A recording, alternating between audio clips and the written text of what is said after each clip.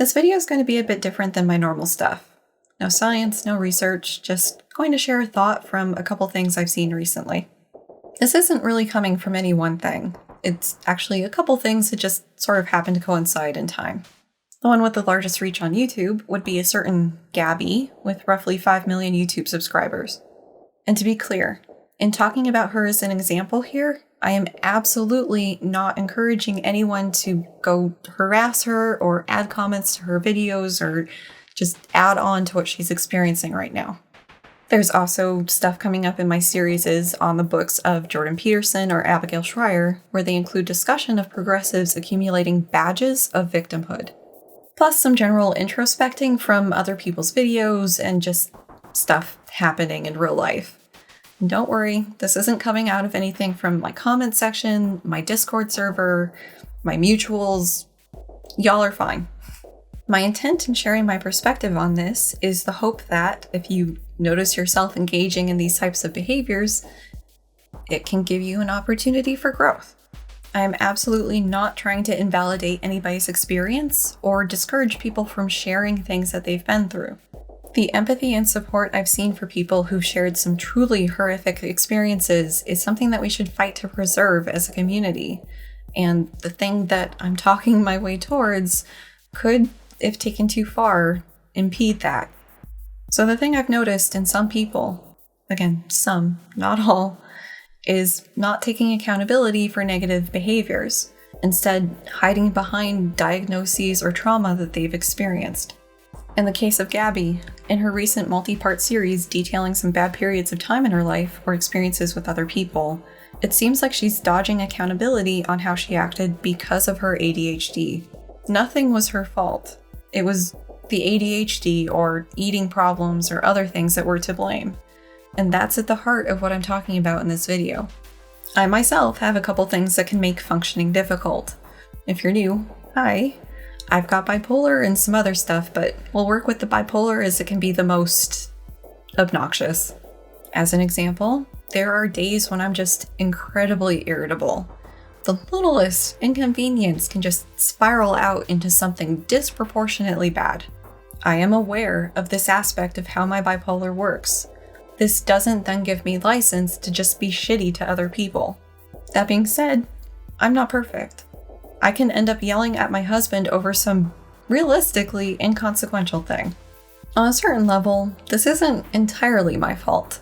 My brain works in a way that can make it difficult to cope as well as I would have liked. But that doesn't make my yelling the right thing to do or okay. So I own up to what I did. I apologize for yelling and try to do better in the future. Sometimes it's trying to figure out what causes the escalation to anger and try to avoid that in the future. Maybe it's trying to figure out what set me off in this one particular instance. In any case, I try to not end up in this cycle of behavior. I don't want him to suffer because my brain is being an irritable dick. For whatever reason, Gabby isn't taking ownership of the behavior she's doing that's hurting other people. She has the ADHD diagnosis, so people need to accept this sort of behavior from her. And that just doesn't sit right with me. We do need to be accommodating of neurodivergent people and those who've experienced trauma or just other things that would lead them to respond in a way other than average. But that shouldn't come at the cost of other people's well-being, their boundaries, or their dignity. I do have to give the caveat that I might be a bit lucky for this. I knew from a pretty early age that I had this going on upstairs.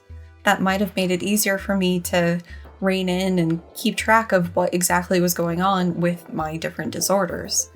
I have many more years' experience dealing with this than Gabby does with her ADHD diagnosis. But this doesn't mean that negative behaviors are just to be accepted without issue. She's gotten the diagnosis and so has a better understanding of how she ticks. Cool. Now she needs to work on how to incorporate that knowledge into how she interacts with others. This isn't something that she should be using as a shield against criticism.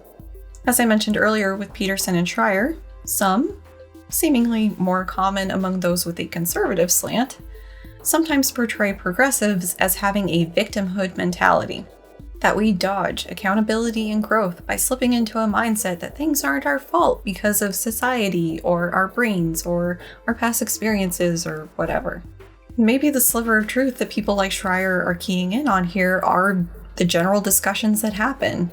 Let's talk about the problems with society. Let's share psychological disorder war stories. Let's talk about trauma.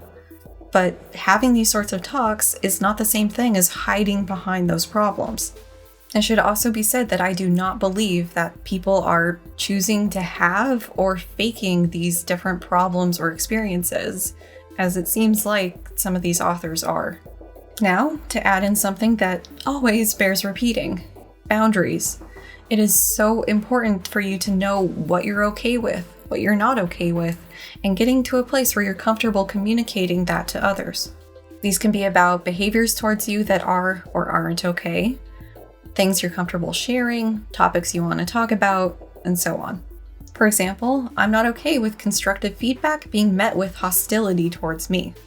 It's also important to listen to and respect the boundaries of others, and sometimes a boundary only really becomes known once it's been crossed.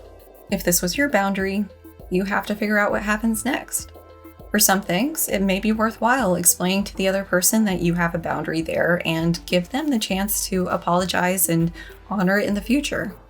They may not have even realized that there was a boundary there to cross, and hopefully they didn't mean to do harm. For other boundaries, the situation may have been a deal breaker.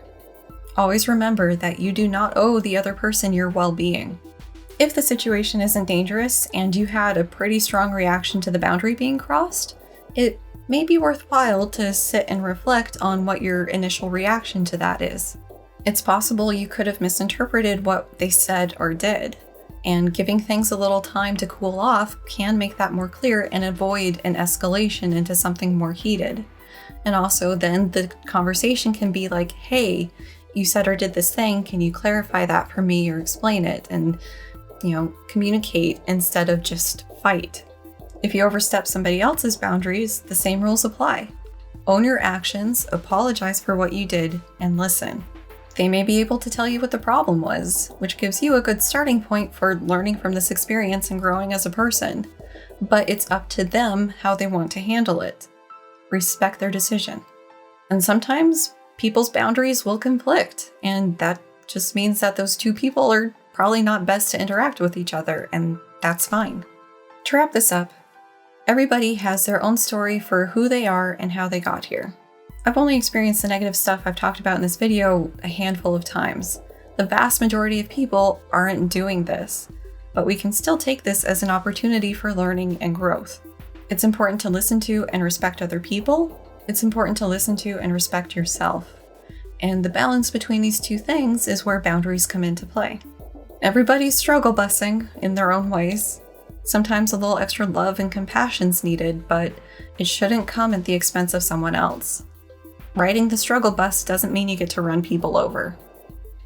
So yeah, something to think about, hopefully. Till next time. Bye.